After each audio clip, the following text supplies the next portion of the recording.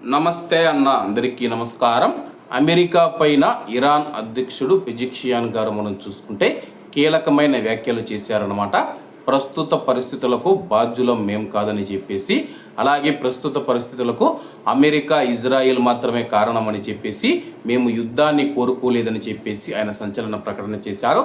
అలాగే ఆయన మాట్లాడుతూ ఈ ప్రాంతంలో శాంతి, స్థిరత్వం మరియు భద్రతను పరిరక్షించడమే మా ప్రాథమిక వైఖరిని చెప్పేసి, మేము యుద్ధ పరిధిని విస్తరించాలని కోరుకోవడం లేదు, అలాగే మేము ఏ యుద్ధాలను లేదా ఘర్షణలను ప్రారంభించలేదు, ఏ దేశం పైన మేము దాడి చేయలేదని చెప్పి ఆయన ప్రకటించడం జరిగింది.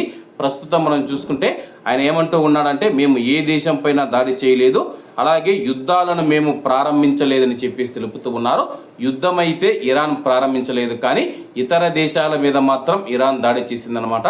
కువైట్ కావచ్చు, సౌదీ అరేబియా కావచ్చు, ఒమన్ కావచ్చు, ఖతార్ కావచ్చు, బెహ్రాన్ కావచ్చు, యుఏఈ దేశాలు, జోర్డాన్ దేశాలు ఏవైతే ఉన్నాయో, ఇరాక్ కానీ జోర్డాన్ దేశాలు ఏవైతే ఉన్నాయో ఆయా దేశాలపైన ఇరాన్ మాత్రం దాడి చేసిందనమాట.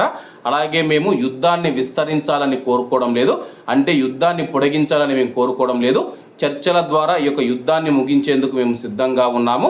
ఇరాన్ అధ్యక్షుడు ఒక ప్రకటన చేస్తూ ఉంటే ఐఆర్జీసీ మాత్రం మనం చూసుకుంటే కానీ యుద్ధాన్ని మేము ఇప్పుడల్లా ముగించము, అమెరికా మా యొక్క ఓడరేవులను దిగ్బంధం చేసింది, ఆ యొక్క ఓడరేవులు ఓపెన్ చేసిన తర్వాత మాత్రమే మేము చర్చలకు వెళదామని చెప్పి ఐఆర్జీసీ ప్రకటించింది.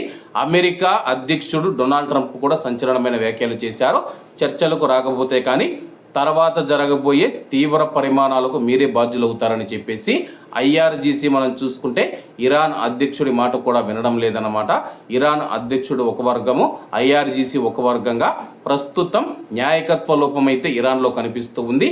ఇరాన్ అధ్యక్షుడు మేము గల్ఫ్ దేశాల మీద దాడులు చేయము, క్షమించమని చెప్పి అడిగిన కొన్ని గంటల్లోనే మనం చూసుకుంటే ఐఆర్జీసీ కువైట్ మరియు గల్ఫ్ దేశాల మీద దాడి చేసింది.